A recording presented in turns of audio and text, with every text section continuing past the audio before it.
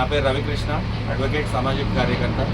ఈరోజు హర్నూరా విలేజ్ మండల్ దీంట్లో survey number 112 గురించి ఇక్కడ బాధితులతో మాట్లాడడానికి రావడం జరిగింది.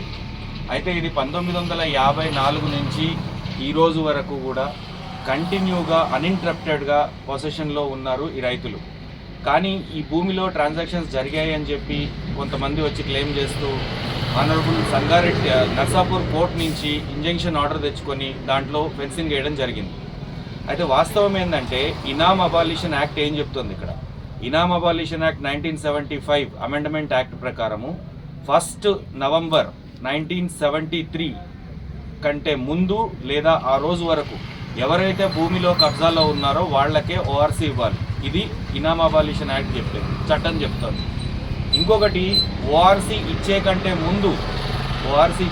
ముందు జరిగిన ఏ సేల్ ట్రాన్సాక్షన్ కూడా చట్ట ప్రకారం చెల్లదు. ఇది నేను చెప్తున్నది కాదు, గౌరవ తెలంగాణ హైకోర్టు 2022లో ఇచ్చిన జడ్జిమెంట్ ప్రకారం. సో ఆ ప్రకారం చూసుకుంటే ఇప్పుడు కొన్న వాళ్ళకి కానీ ఇంతకు ముందు కొన్న వాళ్ళకి కానీ ఈసీలో చూపిస్తున్న 89 నుంచి సేల్ ట్రాన్సాక్షన్స్ ఇవన్నీ కూడా నల్ అండ్ వాయిడ్. ఇవి అసలు పరిగణించాల్సిన పని లేదు.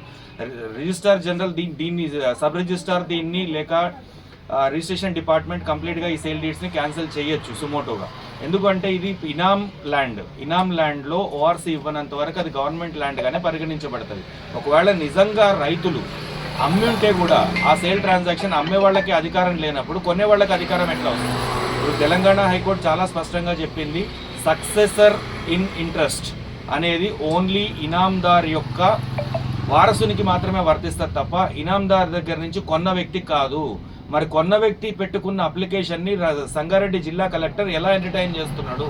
ఇన్ని రోజులు ఎందుకు పెండింగ్ ఉంది? జాయింట్ కలెక్టర్ దీనిపైన ఎందుకు స్పందించట్లేదు? అప్లికేషన్ జాయింట్ కలెక్టర్ దగ్గర పెండింగ్లో ఉంది. రైతులు ఇంతమంది పోరాటం చేస్తున్నారు గత 40 ఏళ్లుగా. వీళ్ళకు ఓఆర్సీ ఎందుకు ఇవ్వట్లేదు? 1973 కంటే ముందు కాదు, 1954 నుంచి కంటిన్యూస్ అన్ఇంటరప్టెడ్ పొజిషన్లో రైతులు ఉన్నప్పుడు వాళ్ళకు ఓఆర్సీ ఎందుకు ఇవ్వట్లేదు? అంటే ఇది discrimination on the basis of caste అని నేను ఎందుకు అనకూడదు? మీ పైన నేను SC/ST కమిషన్లో మీ అందరు అధికారుల పైన నేను ఫిర్యాదు చేయబోతున్నాను. నేను గుర్తుపెట్టుకోండి, మిమ్మల్ని ఏ స్టేజ్లో కూడా నేను వదిలిపెట్టను. ఏదైతే గౌరవ నర్సాపూర్ కోర్టు ఇచ్చిన ఇంజంక్షన్ ఆర్డర్ పైన నేను అప్పీల్కి వెళ్ళబోతున్నాను, దాన్ని క్యాన్సిల్ చేపిస్తాము.